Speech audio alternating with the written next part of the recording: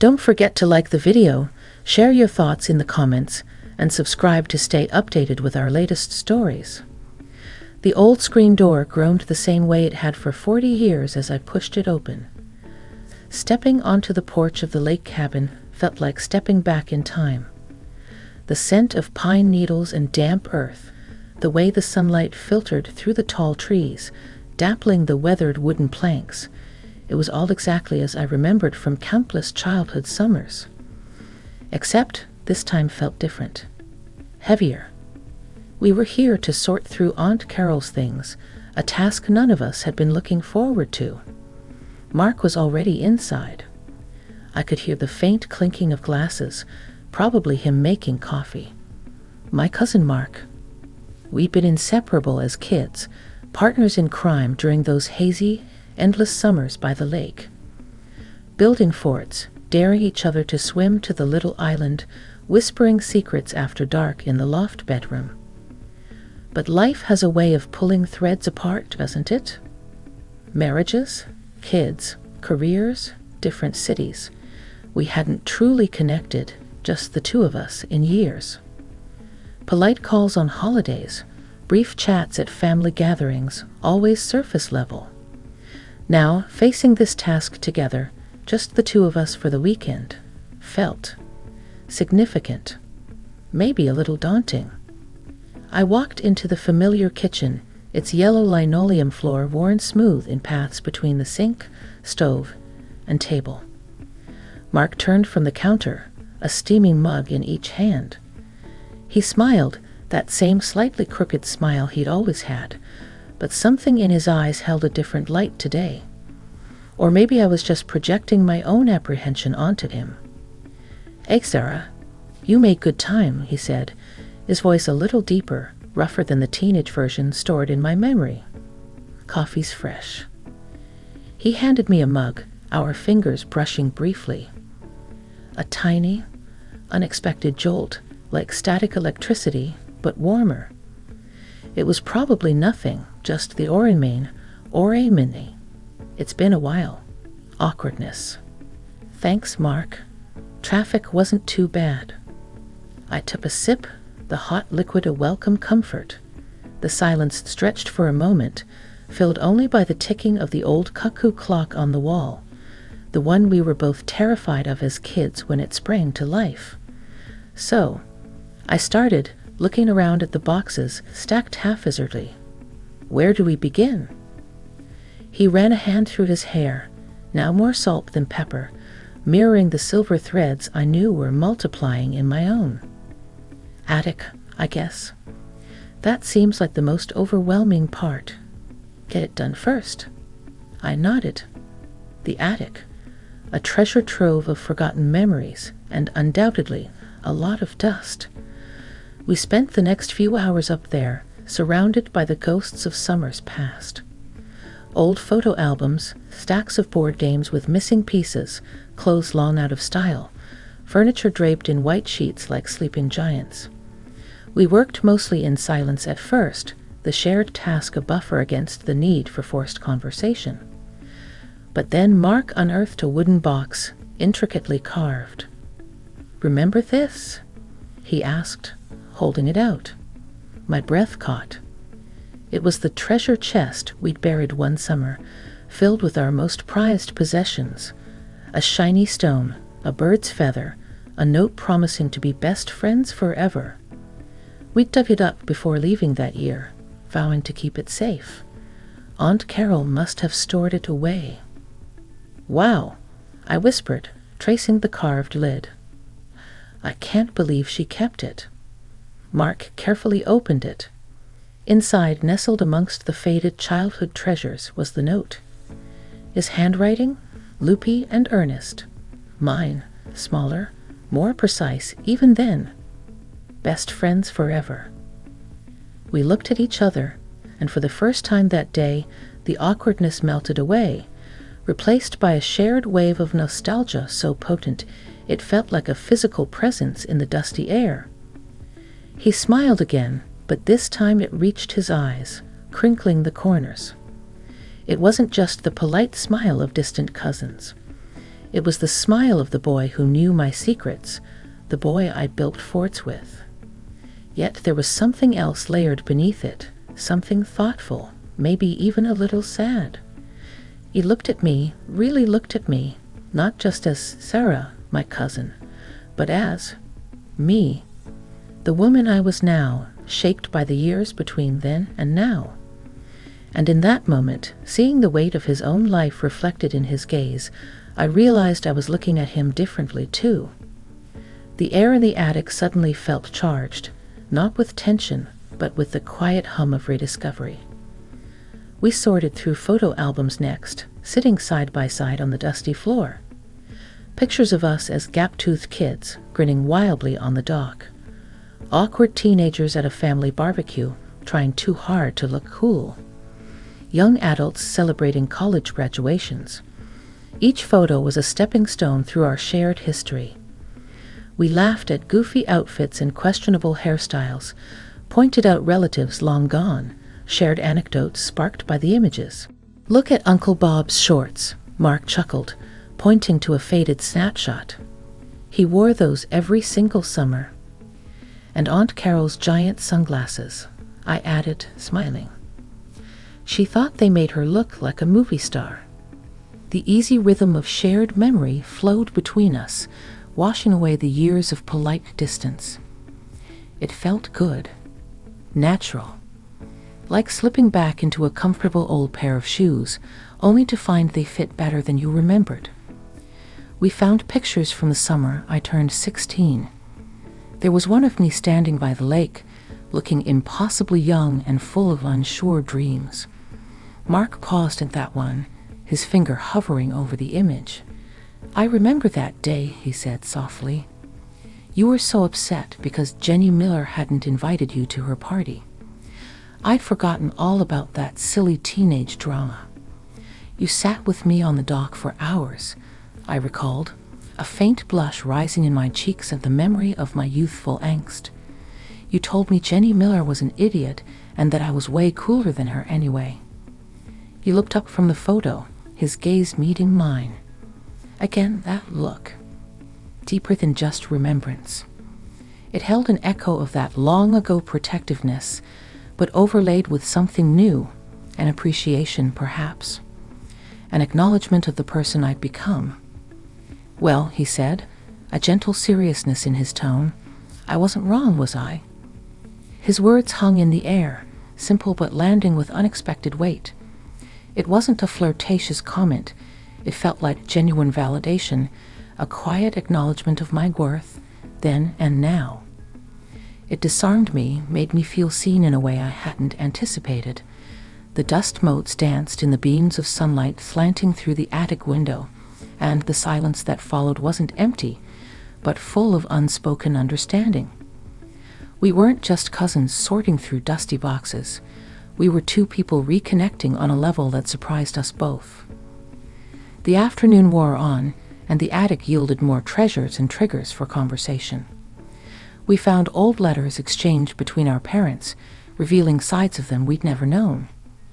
We found Aunt Carol's high school yearbooks, laughing at the earnest inscriptions. The work was emotionally draining, but also strangely cathartic. As the sun began to dip lower, painting the dusty air in hues of orange and gold, we decided to tackle the main bedroom downstairs. It felt even more personal, filled with Aunt Carol's everyday things, her books, her knitting basket, the faint scent of her lavender perfume still lingering in the air. We moved with a quiet reverence, folding clothes for donation, setting aside items for other family members. Mark picked up a small, framed photograph from the bedside table. It was Aunt Carol and Uncle David on their wedding day, young and beaming. "She missed him so much," Mark murmured, his voice thick with emotion. Uncle David had passed away years ago, and Aunt Carol had never really been the same. I came to stand beside him, looking at the photo. She really did. Remember how she used to tell us stories about their courtship? Like it was a grand adventure. He nodded, tracing the edge of the frame. She kept his fishing hat on the hook by the door right up until... His voice trailed off. I rested a hand gently on his arm, a simple gesture of shared grief and understanding. He didn't pull away. Instead, he turned his head slightly, his eyes meeting mine over the photograph. The look was back, intensified by the shared sadness. It held empathy, vulnerability, a profound sense of connection forged in that moment of remembering a loved one. It was as if the carefully constructed walls we built around ourselves over the years just dissolved, leaving us standing there, two souls recognizing the shared pain and history in each other's eyes. It wasn't romantic. It was deeper than that. It was the raw, unfiltered recognition of family, of loss, of the enduring power of love and memory. He swallowed, then managed a small, watery smile. She was a good woman, Carol. The best, I agreed softly, my hand still resting on his arm. The contact felt necessary, grounding. We stood there for a long moment, united in our grief and our rediscovery of each other, the silence amplifying the unspoken emotions swirling between us. The setting sun cast long shadows across the room, wrapping us in a warm, melancholic embrace. It felt like a turning point, a quiet deepening of the bond we were unexpectedly rebuilding. We finished sorting the bedroom in a state of quiet companionship. The earlier ease had returned, but it was now underscored by that shared moment of vulnerability. It was as if a hidden door had been opened between us, revealing a space of mutual respect and emotional honesty we hadn't known existed. We packed the last box of clothes, taped it shut, and Mark carried it out to the stack near the door. I wandered over to the window, looking out at the lake. The water was calm, reflecting the fiery sunset like a mirror. The familiar silhouettes of the pine trees stood dark against the brilliant sky. It was actually beautiful, imbued with the bittersweet weight of memory and the surprising tenderness of the day. Mark came back into the room, stopping a few feet away. He didn't speak, just stood there, watching the sunset with me. The silence wasn't awkward. It was comfortable, companionable. After a while, he said, his voice quiet, "It's strange, isn't it? How a place can hold so much history, so many feelings." I nodded, still looking out the window. "And how coming back can stir things up you didn't even know were still there." He moved closer, standing beside me at the window. Our shoulders were almost touching. I could feel the warmth radiating from him, a steady presence. "I haven't felt this connected," he began, then hesitated, searching for the right words. "To our past, I mean. To family. In a long time." He turned his head slightly, looking at me. And there it was again, that look. Intense, open, searching. It wasn't just seeing me. It felt like he was seeing asterisk through asterisk me, right into the core of who I was, acknowledging all the years, all the changes, all the shared blood and history that tied us together. "Me neither," I admitted, my voice barely a whisper. I finally turned from the window to face him fully. The fading light softened the lines on his face, highlighting the kindness in his eyes. There was an unexpected intimacy in that shared gaze, a profound sense of being truly seen and understood by someone who had known me my entire life, yet was only now truly seeing me as the woman I'd become. And I was seeing him too, not just Mark the cousin, but Mark the man, with his own struggles, his own history etched into his features. He reached out, not to touch my face or hand, but just rested his fingertips lightly on my forearm, right where my hand had rested on his earlier. The touch was electric, not in a passionate way, but in an emotionally resonant way. It felt like a spark jumping across a gap, igniting a deep, dormant understanding. "Sarah," he said, his voice low and earnest, I'm really glad we're doing this together." The simplicity of the words, combined with the intensity of his gaze and the light touch, felt momentous. It was the culmination of the day's shared memories and rediscovered closeness. It was the unexpected event, not a dramatic happening, but a quiet, profound shift in perception, a mutual acknowledgement of a bond that ran deeper than either of us had realized. It was powerful, respectful, and utterly, surprisingly, real. We stayed like that for a moment, caught in the intensity of the shared understanding. The touch on my arm wasn't possessive or suggestive. It felt like an anchor, a point of connection in the midst of swirling emotions and memories.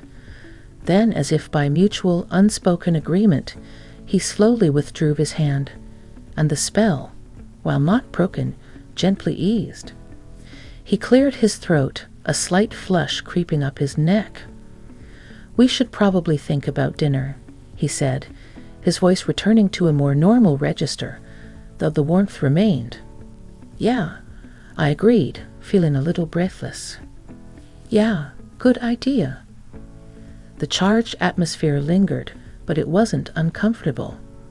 It was more like the air after a summer storm, cleansed, fresh, and humming with a quiet energy. We moved back towards the kitchen, the familiar space now feeling subtly different, imbued with the new dynamic between us. We made dinner together, a simple meal of pasta and salad, moving around the small kitchen with an easy, almost practiced rhythm despite the years of separation. We talked more, not just about Aunt Carol or the past, but about our present lives, our jobs, our kids, his grown, mine nearly there, the small joys and frustrations of middle age.